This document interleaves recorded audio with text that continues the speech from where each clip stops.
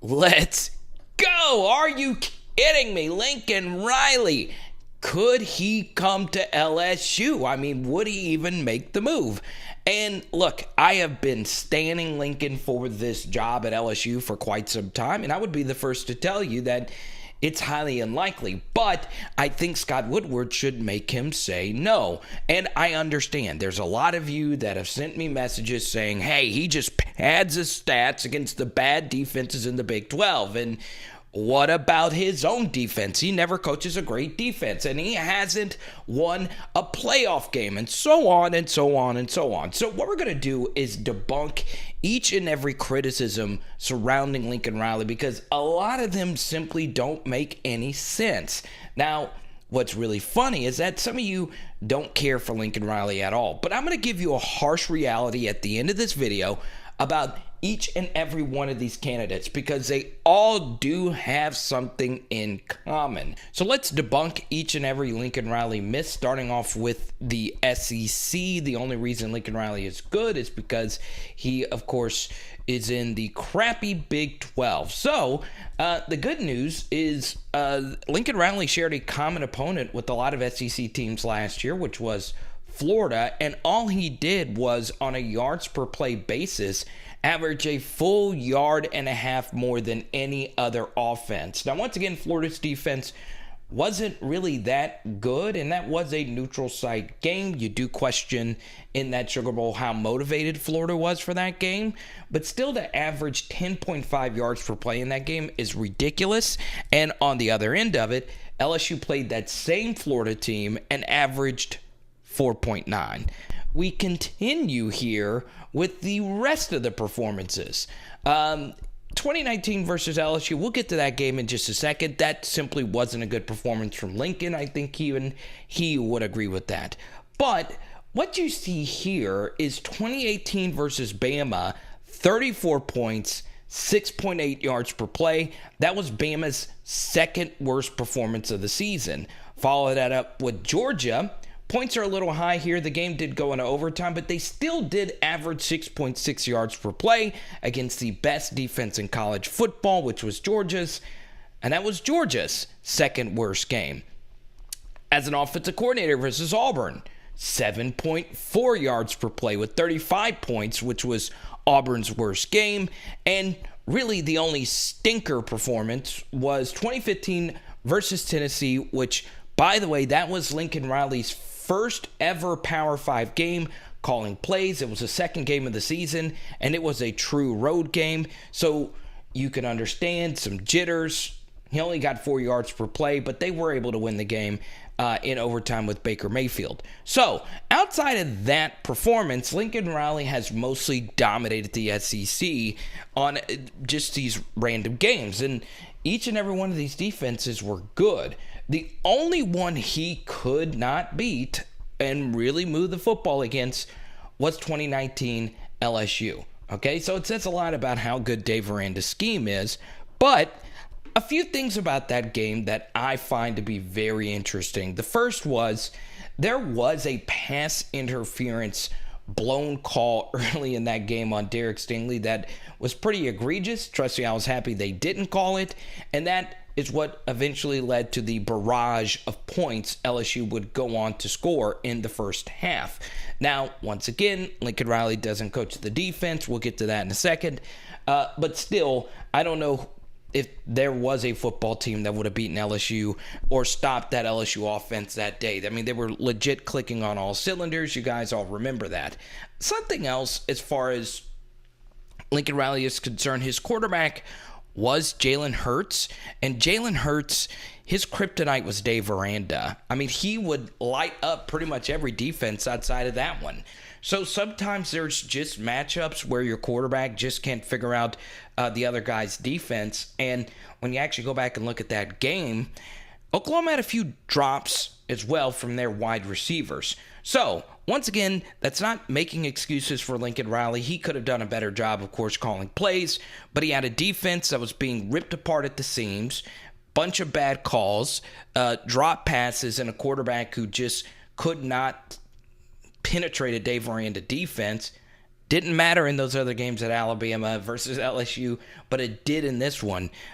Lincoln Riley just couldn't keep up anyway because something else to keep in mind is that he was going up against a far better offense from the get-go, which kind of leads us into this next question.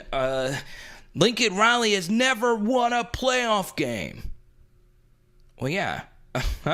Tell me the one he was supposed to win. Was he supposed to beat Alabama with Kyler Murray? Could have done better. They jumped out to an early 21-0 lead. Most of it, of course, was on the defense. We're going to criticize him for losing to the greatest team of all time. LSU 2019? No. Because if you say LSU is the greatest team of all time, then if they're the greatest team of all time, you're supposed to lose. Then the Georgia game was an overtime thriller. I will say in that game that there were some questionable decisions that Lincoln Riley made as far as being too conservative on fourth down. I'd criticize him for it. Once again, I like aggression on fourth down, but still, he did move the football, though, on the offensive side of the ball. It wasn't him that eventually lost that game. And this is the biggest criticism I've received about Lincoln Riley is that, well, his defenses are bad. Now, in his first 2 years at head... So the biggest criticism I get of Lincoln Riley is that his defenses are bad and touche. That might be a reason why he would want to come to LSU. I will say this, though. Alex Grinch did a really good job coaching that unit last year, as they were 15th in the country in yards per play. Just for reference, when LSU won their national championship, they were in the 50s. So you can win national championships without having elite yards per play defenses. But as you see, Oklahoma has fallen off a cliff this year. I do think they'll get better, though, these final few weeks because they will be healthier. They had so many injuries on defense.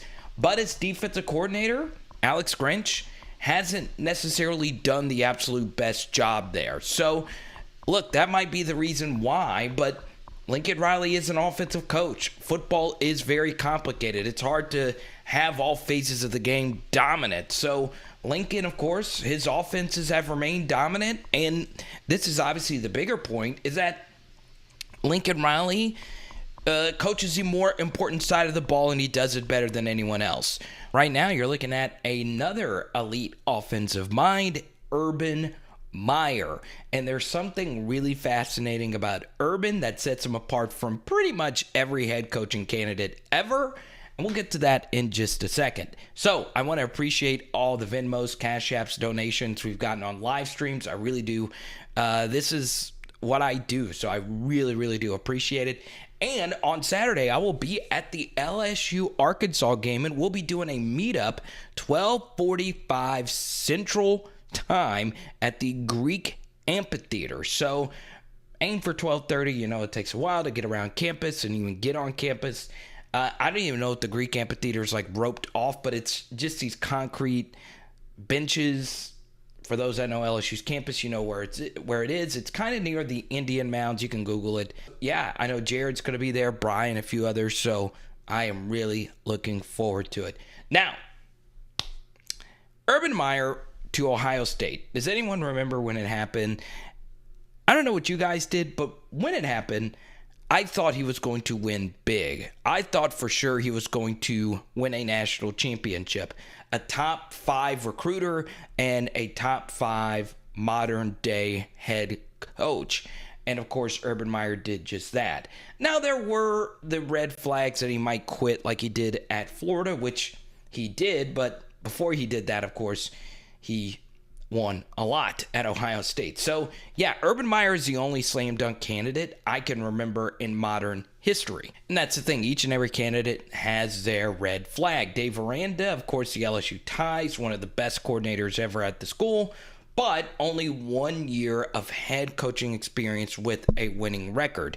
The same thing can be said about Mel Tucker, another defensive-minded head coach who's done a fantastic job with Michigan State this year, but the same thing is true. Only 1 year of winning head coaching experience. Jimbo Fisher has the fewest red flags, national championship, recruiting at an extremely high level, almost made the playoff last year, but I don't think any one of you would necessarily be on fire about Jimbo Fisher because, well, his offenses haven't necessarily been all that great. I don't think he's ever really had an elite offense at Texas A&M.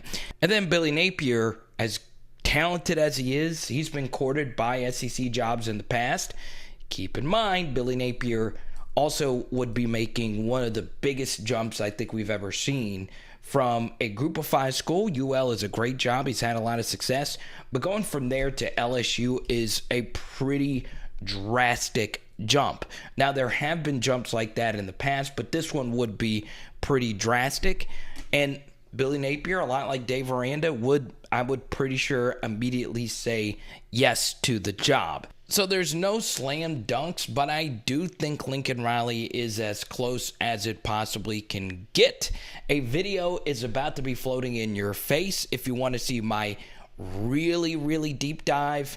The one empirical thing you can look at Lincoln Riley's resume that makes him a 99.9% slam dunk hire at LSU. I would be shocked if Lincoln Riley actually made this move, that he wouldn't do what the last 3 head coaches did. So make sure you check that video if you want to go a little bit deeper. But today we were more so talking about that I can't even say that word. Coaching myths. I'm the worst. We wanted to talk about that because I have been receiving so much, not hate per se, but just so many comments about my Lincoln Riley love for this job. And look, he's got a $25 million buyout. I just don't see it happening, but in a perfect world, hopefully it does. Hope you enjoyed this video today, and I hope to see all of your beautiful faces this weekend. It is Power Hour LSU. Boom! We're doing lemon pepper chicken wings again tonight. Let's